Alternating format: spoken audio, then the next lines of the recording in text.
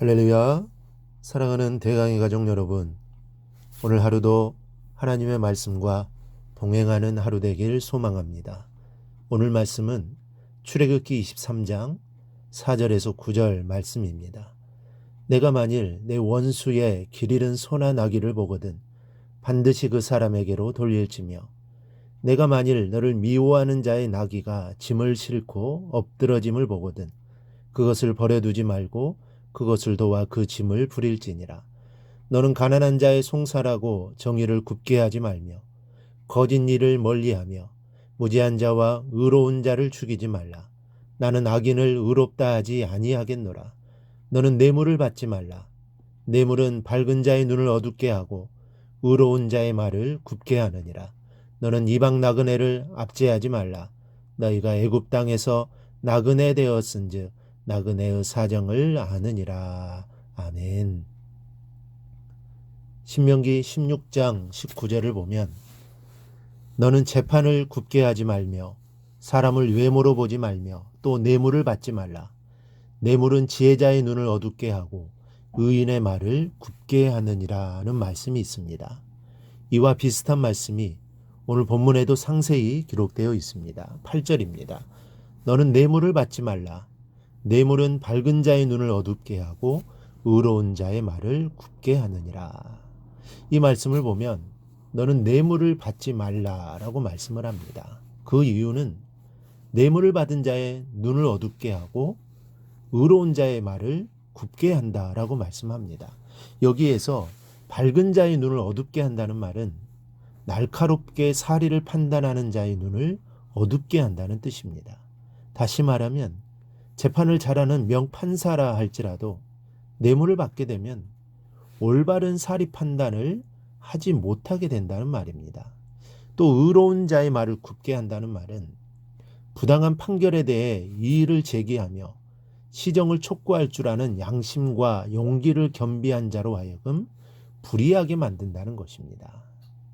사람이 뇌물을 받으면 사리에 대한 분별력이 사라져서 옳고 그름을 제대로 판단하지 못할 뿐만 아니라 바른 말도 할 수 없게 됩니다.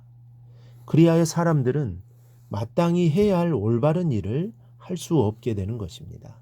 그러므로 뇌물이 많은 사이는 그만큼 타락하지 않을 수 없습니다. 그래서 하나님은 신명기 27장 25절에서 무죄한 자를 죽이려고 뇌물을 받는 자는 저주를 받을 것이라 할 것이요 모든 백성은 아멘 할지니라 기록하고 있습니다.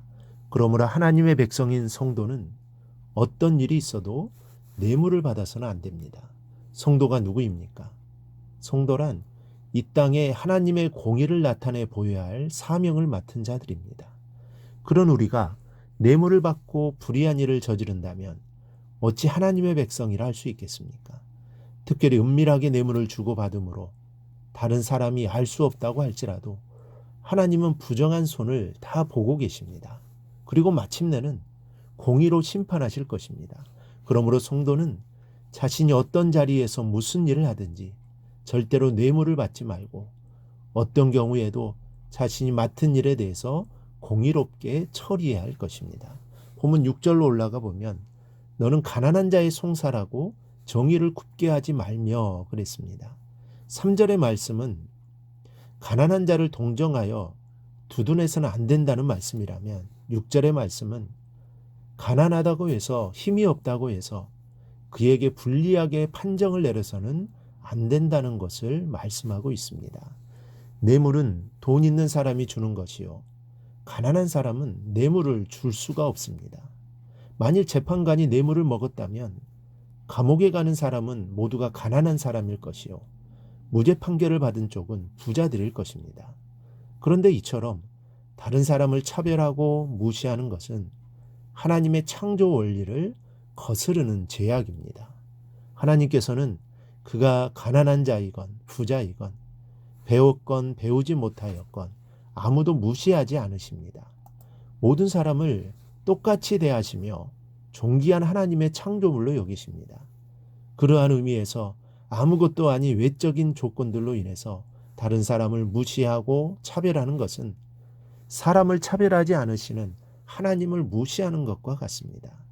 그러므로 성도들은 어떤 사람을 대하든지 그를 공평하게 대해야 합니다. 그래서 하나님은 공평하게 대하지 못하는데 원인이 되는 뇌물을 절대로 받지 못하도록 명령하신 것입니다. 7절 말씀을 보면 거짓 일을 멀리하며 무지한 자와 의로운 자를 죽이지 말라. 나는 악인을 의롭다 하지 아니하겠노라 그랬습니다. 역대하 19장 7절 말씀을 보면 그런즉 너희는 여호와를 두려워하는 마음으로 삼가 행하라. 우리 하나님 여호와께서는 사람들 앞에서 불의함도 없으시고 치우침도 없으시고 뇌물을 받는 일도 없으시니라 하니라. 하나님은 불의함도 뇌물도 받지 않으시는 분이라는 것입니다. 그럼에도 불구하고 고대로부터 현대까지 뇌물이 없었던 시대는 없었습니다. 특히 법정에서의 뇌물은 가장 큰 죄입니다. 이는 범죄인이 되느냐 아니면 누명을 벗느냐 하는 중대한 문제가 오가기 때문입니다. 만일 뇌물을 받고 권력 있는 자들에게 면죄부를 주고 가난하고 힘없는 서민에게 죄를 전가하는 판사가 있다면 그는 하나님의 심판을 면치 못할 것입니다. 하나님께서는 이미 신명기 27장 25절에서 뇌물을 받는 자는 저주를 받을 것이다 라고 선포하셨기 때문입니다. 우리 사랑하는 성도 여러분, 이 세상은 가난하고 힘이 없는 자들을 향해 결코 관대하지 않습니다. 요즘은 사기를 쳐서라도 돈 많은 사람이 큰 소리치는 세상이 되고 말았습니다. 그러나 우리가 기억할 것은 우리 주님 앞에서 인정받는 사람은 그런 사람이 아니라 주님을 의지하는 사람들입니다. 우리 주님은 뇌물로 나를 판단하시는 것이 아니라 나의 믿음으로 판단하시는 분이십니다. 나를 감싸주시고 나의 상처를 싸매어 주실 분은 오직 주님밖에 없다는 것을 잊지 마시기 바랍니다. 그리고 그 주님 앞에 무릎을 꿇고 내 인생을 의탁하며 믿음 붙들고 살아가시기 바랍니다. 그러면 크신 주님께서 우리의 인생을 굽어 살펴주실 것입니다.